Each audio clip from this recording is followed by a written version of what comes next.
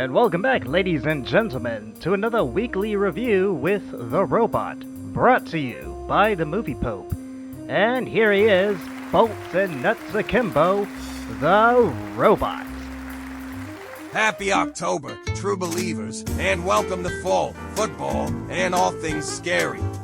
This month we kick off an annual tradition where we review horror-related movies, ranging from the dark gothic fantasy to 80s slasher to European psychological thrillers. The boys have been at it for 2 years and now I get a chance to contribute.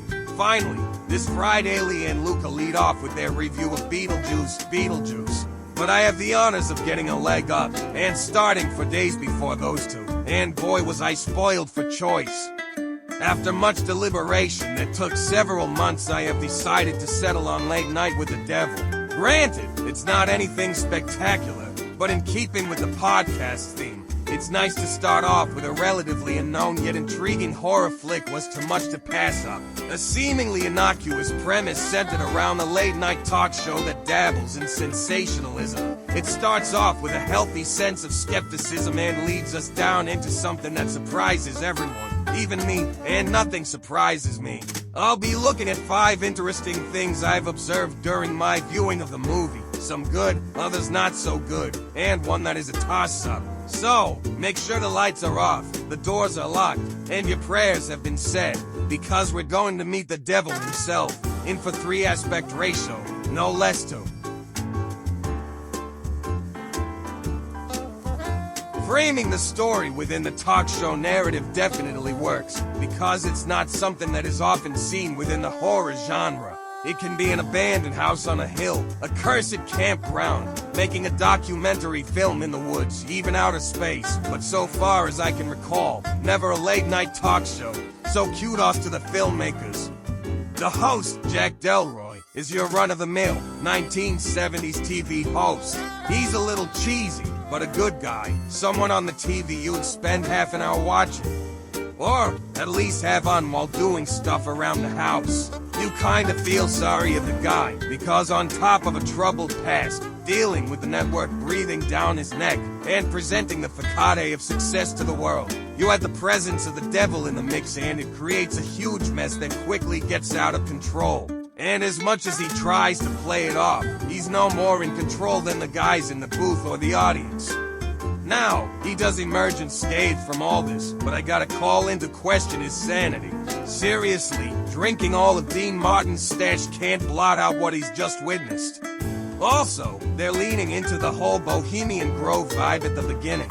I won't get into the particulars, but basically it's this notion that anyone who wants to get ahead in Tinseltown needs to pledge their loyalty to Satan, which involves some pretty bizarre rituals that aren't above board.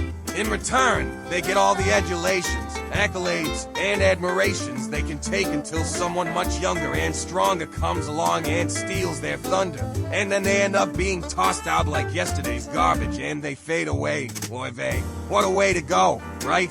Delroy is just another victim in this entire scheme. That was a huge trope starting with the Blair Witch Project from 1999. And at that time it was new, innovative, something never seen before. It added another tool to the horror toolbox. It's one of those things where the found footage format is associated with one genre. You seldom hear of a found footage comedy flick or action or whatever. It adds details to stories that have become obscure or hushed because they were too traumatic to recall. But, just as with everything, it got overused, and Late Night certainly heeded the temptation to go for found footage. It would have been better had it simply been done as a live recording of a TV show gone wrong. We see plenty of that already. Remember Springer? As annoying as I found it, at the same time it kinda works, especially since television programs from the 60s and 70s didn't always have full episodes that survived, be it for technical reasons or something else. And if a particular episode was controversial or disturbing, the network would probably do well to scrub it so it never reached the light of day. Found footage can be a crutch when it comes to storytelling, but sometimes, as much as it's played out, sometimes it's the best fit for what you're trying to convey. I imagine if someone came up to Johnny Carson back in the day and told him, "Hey, Johnny baby, we got the devil booked for tonight's show," he would not be his usual perky self. He'd be more like he was the day Kennedy was shot. Ed McMahon certainly would have a hard time announcing, and our first guest this evening is the devil. But here, as absurd as it sounds, it works. Not because we're expecting a red-skinned man with horns to trot out and start prodding the host with a pitchfork. It's more like the Exorcist route, where evil hides beneath a veneer of innocence. The girl who is possessed by a demon coming on for an exhibition is a good stroke of storytelling. I'll give them that. The 1970s was a decade where evil and skepticism were in abundance. Supernatural evil wasn't taken into serious consideration. In fact, there were seminaries that didn't emphasize the devil and personified evil, rather taking a metaphorical approach. The skeptic then personifies the prevailing attitude, and the confrontation with a demon does nothing to assuage that skepticism, perhaps due to willfulness. If it doesn't look like evil the way we've known for hundreds of years, then it doesn't exist. Well, that's the wrong attitude to have, because when you let your guard down, that's when they get to you. And by the movies and the people who've been laughing at mere superstition end up feeling the heat, in some cases, quite literally. The show Night Owls isn't doing too well in the ratings, and Jack Delroy, in a harebrained scheme, decides to host a Halloween special to save the show and his job, including tackling a subject as taboo as demonic possession. Initially, everything proceeds without a hitch. However, during taping there are a few odd things that happen throughout the taping, from Chris to the psychic going batty to the studio's electrical system acting up to private revelations being made. All off script, of course. Try as they may to pass it off as something mundane. As the show progresses, it may be something or someone is manipulating things. Carmichael, the magician turned skeptic, and June Ross Mitchell, the parapsychologist, try to dissuade these notions as mere fairy tales. After all, speaking of devils and ghosts can be balderdash, but when a man vomits black fluid on live TV, you kinda begin to wonder if there isn't some truth to all this. The third act of the movie, where Jack begins to relive moments of his life and then going crazy, can be seen as predictable. However, the devil is manipulating Jack and twisting him, where in the end he unalives the girl and he repeatedly chants, "Dreamer, awake," as the police sirens blare in the background. What we see on TV is an exercise in empiricism. What we believe is derived from what we see.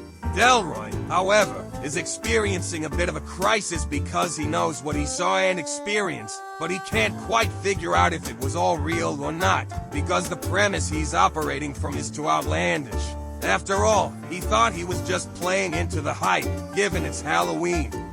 We, the audience, know what we saw, but poor Jack is left to wonder whether or not the devil actually did all this or if he was possessed.